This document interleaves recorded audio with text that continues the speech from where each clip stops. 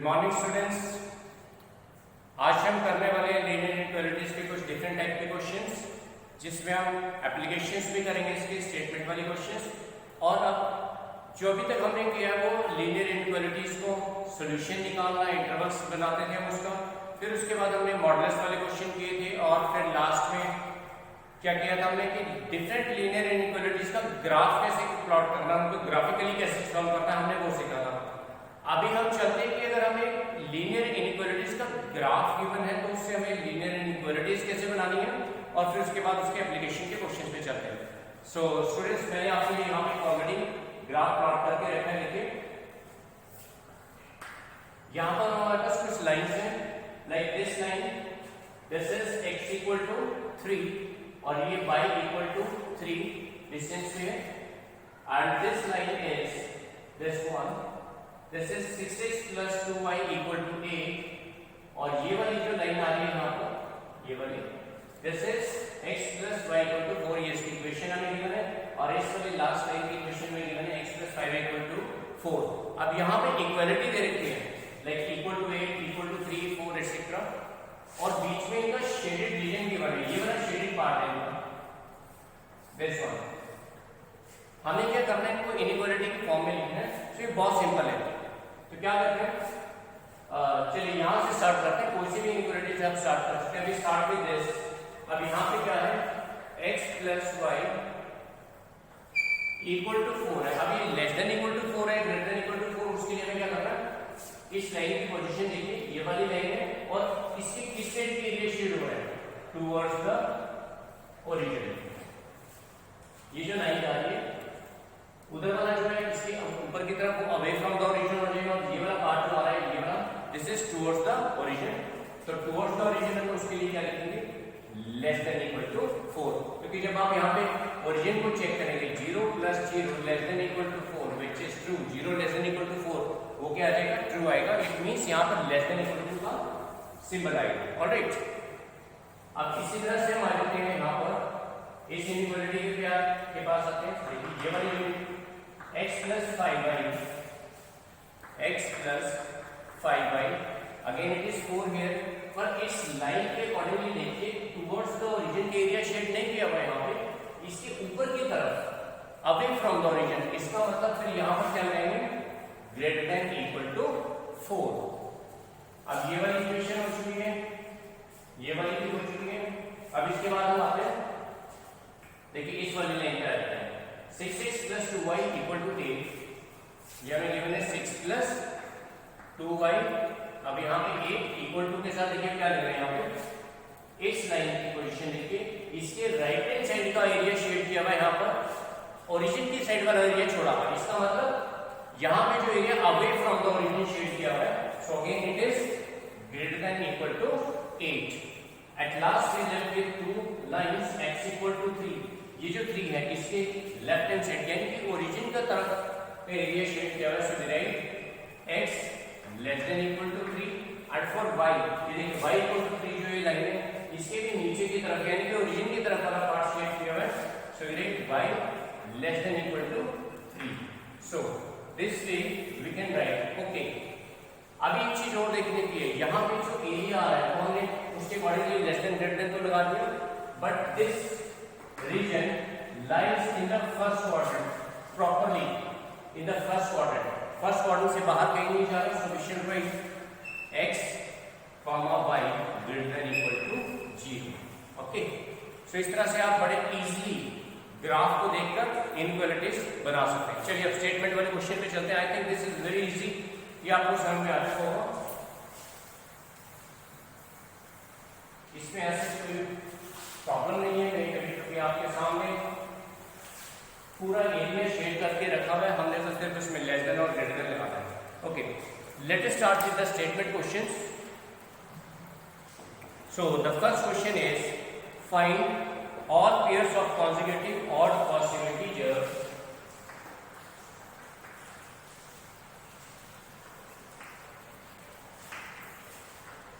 find all pairs of, it is odd positive integers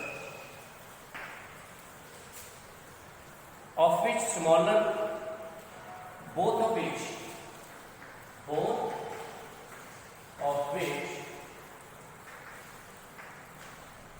are smaller than 18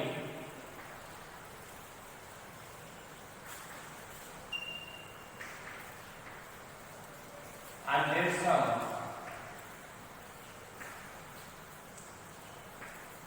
is greater than 20.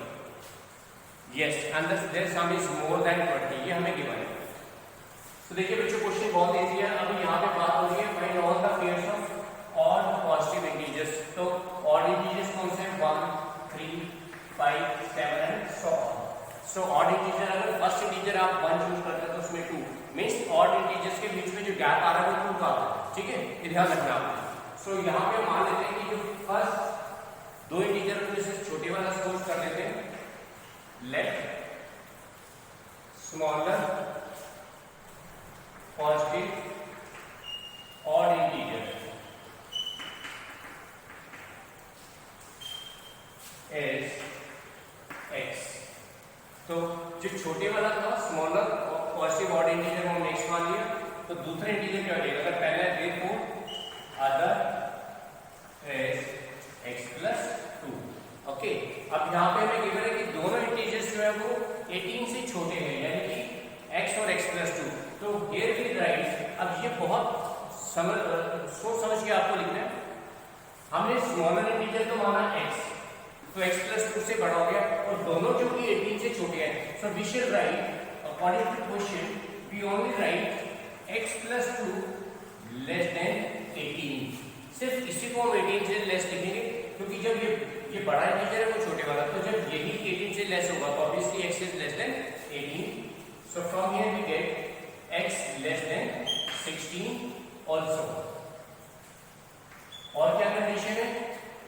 There sum is greater than 20, यानी कि दोनों integer को अगर हम add करते हैं x plus 2 it is greater than 20. So we get 2x greater than 18. So x is greater than 9. So हमारे पास जो इंटरवल बन रहा है, फिर देखिए वो क्या बन रहा है कि 9 से छोटा है और 6 से बड़ा इनके बीच में. इनके बीच के कोई जो पॉजिटिव इंटीजर्स है, ऑड पॉजिटिव इंटीजर वो हमें चूज कर लोगे. सो 9 और 6 के बीच में फिर हमारे पास जो इंटीजर आने वाले हैं वो कौन से हैं? देखिए, greater than 9 less than 6. I think मैंने शायद यहाँ पे 6 मार्क कर दिया था. It is in between 9 and 16. 9 and 16 के बीच में पॉजिटिव ऑड इंटीजर्स हमें चूज करने हैं. So accordingly we have,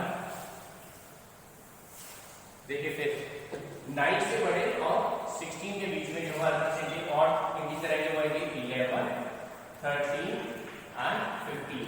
so x can take values 11, 13 and 15. Therefore x is either 11, 13 or 15. ये आ जाएगा हमारे पास 18. I think the question is clear to you now. अब जब x 11 होगा तो नेक्स्ट नंबर हमारे पास कितना आ जाएगा? देखिए, और x 11 तो x प्लस 2. देखिए, जब x 11 है तो नेक्स्ट कितना हो जाएगा? 11 प्लस 2 13, 13 प्लस 2 15, 15 प्लस 2. तो जो पेयर बनेंगे 11, 13, 13, 15.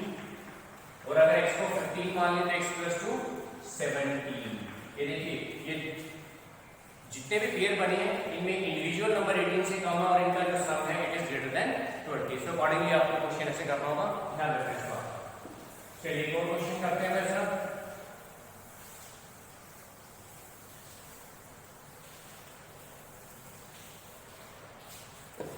So next question is,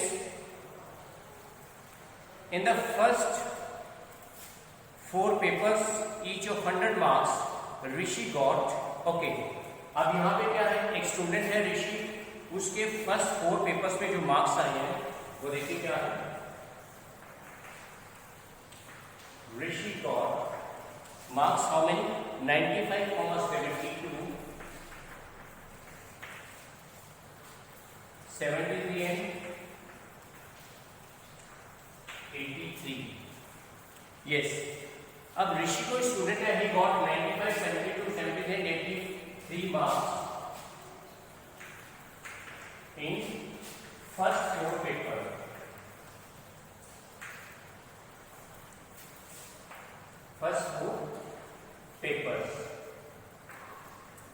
Okay.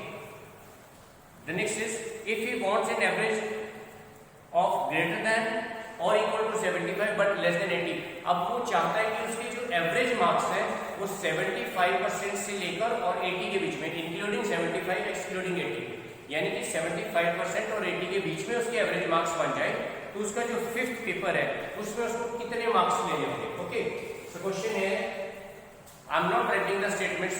बच्चों देखो उसमें टाइम वेस्ट होगा, आप उसको ऐसे समझ लीजिए. ऋषि एक स्टूडेंट है जिसने 5 पेपर्स चूज किए, उनमें से 4 पेपर्स के ये वाले मार्क्स उसको मिल चुके. ये गिवन है हमें मार्क्स 4 पेपर्स के. तो उसका जो फिफ्थ पेपर है उसमें उसको कितने मार्क्स लेने पड़ेंगे कि जो उसकी एवरेज परसेंटेज, एवरेज मार्क्स जो है उसके वो क्या होंगे कि 75 और 80 के बीच में आ रहे हैं, यानी कि ग्रेटर देन इक्वल टू 75 ये गिवन है और लेस देन 80 इसके बीच में आ रहे हैं. ऑलराइट, सो हम मान लेते हैं कि जो फिफ्थ पेपर में उसके मार्क्स हैं वो x है. और एवरेज कैसे निकालते हैं, you better know this.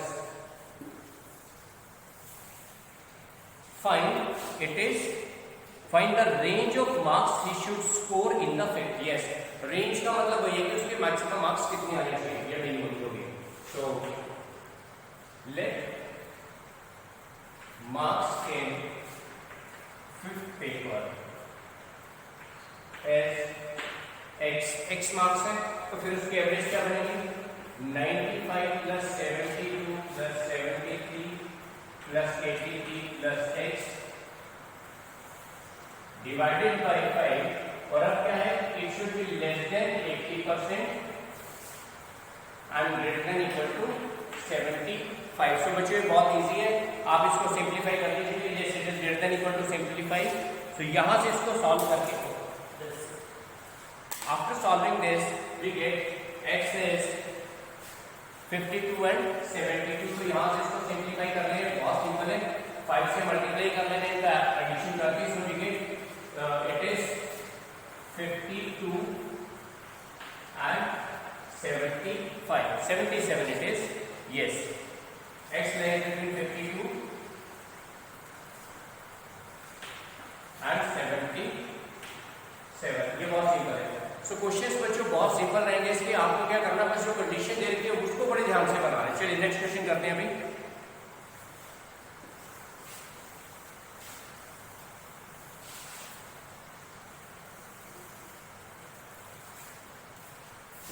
Again student, I am reading the statement for you.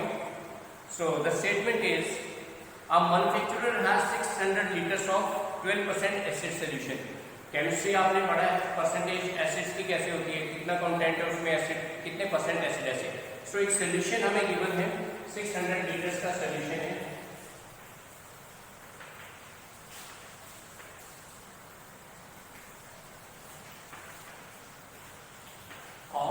It is of 12% acid. 12% acid. 12% acid का हमारे पास 600 लीटर सोल्यूशन है. 600 litre of solution, 600 litre solution of 12% acid, ये हमें गिवन है. अब इसके बीच में हमें इसको डाइल्यूट करना या एसिड कंटेंट बढ़ाना है, पढ़ेंगे. इस तरह से क्वेश्चन कॉमन है आते हैं. The question is how many litres of 30% solution must be added. अब ये जो 600 लीटर्स 12% एसिड सोल्यूशन है, इसमें हमें 30% एसिड का, 30% एसिड वाला कितना सोल्यूशन इसमें मिला है कि इस सोल्यूशन में 600 लीटर सोल्यूशन जो है उसमें फाइनल जो एसिड कंटेंट है it should be in between, it is 15% और 18. तो देखिए क्वेश्चन फिर से समझिए. 600 लीटर सोल्यूशन हमें गिवन है जो कि 12% एसिड सोल्यूशन का है, 12% उसमें एसिड है. अब इसमें हमें एक और सोल्यूशन मिलाना है जो कि 30% एसिड सोल्यूशन है. ठीक है, अब ये 30% एसिड सोल्यूशन हम इसमें कितना मिलाएं ताकि ये जो एसिड का कंटेंट है इसमें वो थोड़ा सा बढ़ जाए, यानी कि 15 और 18% के बीच में आ जाए एसिड का. ओके, बहुत सिंपल क्वेश्चन है. सो हम मान लेते हैं कि 600 लीटर्स में जो हमने एसिड कंटेंट 30% पर ऐड करा वो कितना है, let x liters of 30% acid solution is added. Okay x litre. तो जो हमारे पास सोल्यूशन बन गया वो 600 प्लस x ये बन गया नया सोल्यूशन जो बना 600 प्लस x। ओके अब इस सोल्यूशन में जो नया बना है एसिड कंटेंट कितना होना चाहिए? देखिए ये हमें गिवन था कि 50% एंड 18% इसके बीच में आना चाहिए। ओके और अब ये देखिए जो हमारे पास सॉल्यूशन बना है उसमें x% जो है वो 30% के यानी कि 30x/100 प्लस और 600 लीटर जो है हमारे पास 12% एसिड सॉल्यूशन के यानी कि 12 into 600/100। ये तो हमारे पास एक्चुअल में सॉल्यूशन बन गया जो हमने ऐड किया। ठीक है ये वाला हमारा नया सॉल्यूशन तैयार हुआ है जिसमें पहले 12% एसिड सॉल्यूशन था उसमें 30% वाला हमने x लीटर से ऐड कर दिया। ये हमारा नया सॉल्यूशन बना है। अब ये जो नया सॉल्यूशन बना है ये किसके बीच में होना चाहिए? 18% that is 18/100 of this 600 plus x and 15% of 600 plus x। इसको थोड़ा इधर करके लिखिए।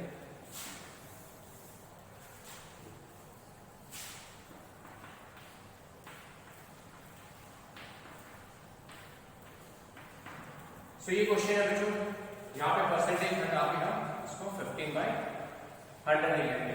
अब इसको आप बहुत सिंपली आराम से सॉल्व कर सकते हैं बच्चों। ठीक है चलिए नेक्स्ट स्टेटमेंट में आपके लिए रीड कर रहा हूँ। देखिए आप इसको अपने आप सिंप्लीफाई कर सकते हैं। आई थिंक नाउ अब इसमें कोई प्रॉब्लम नहीं है। देखिए यहाँ पे डिनोमिनेटर में तो 100 है, आप इस 100 से इसको मल्टीप्लाई करोगे तो यहाँ इजीली कट जाएगा। मैं आपको इसका फर्दर सोल्यूशन नहीं कर रहा हूँ, I am living it for you.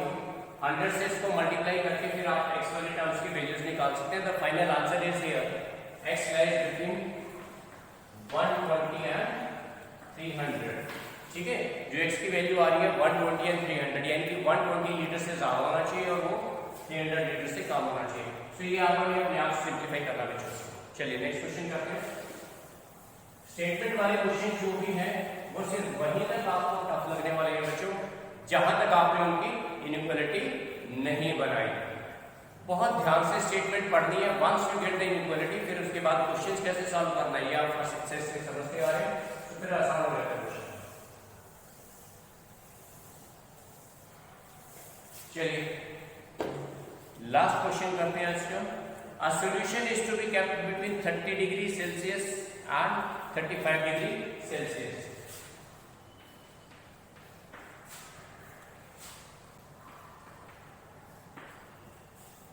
एक सॉल्यूशन है जिसको हमें दो टेम्परेचर के बीच में मेंटेन करके रखना है 30 डिग्री एंड 35 डिग्री। 35 डिग्री से ज्यादा टेम्परेचर नहीं होना चाहिए उसका और 30 डिग्री से कम नहीं जाना चाहिए, इसके बीच में रहना चाहिए। Okay what is the range of temperature in degree Fahrenheit?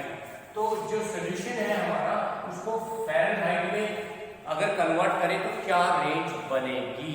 बहुत सिंपल सा क्वेश्चन है, आप ऑलरेडी पढ़ चुके हैं।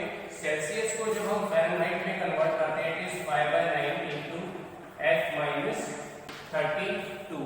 ये कन्वर्ट करने का फॉर्मूला है Celsius to Fahrenheit 5/9 into F-32। सो फिर हम क्या करेंगे डिग्री सेल्सियस में हमें टेम्परेचर दे रखा है सो हम इसको फ़ारेनहाइट में कन्वर्ट करने के लिए क्या करेंगे it is 5/9 into F-32 in between इसके रख देंगे। अब आप इसको इजीली सॉल्व कर सकते हैं। 9 से मल्टीप्लाई कर दीजिए फिर it is 270 degree less than equal to 5 into F-32 and this will become 315 degree Celsius. I am not writing degree. Okay अब इसको आप 5 से डिवाइड कर दीजिए।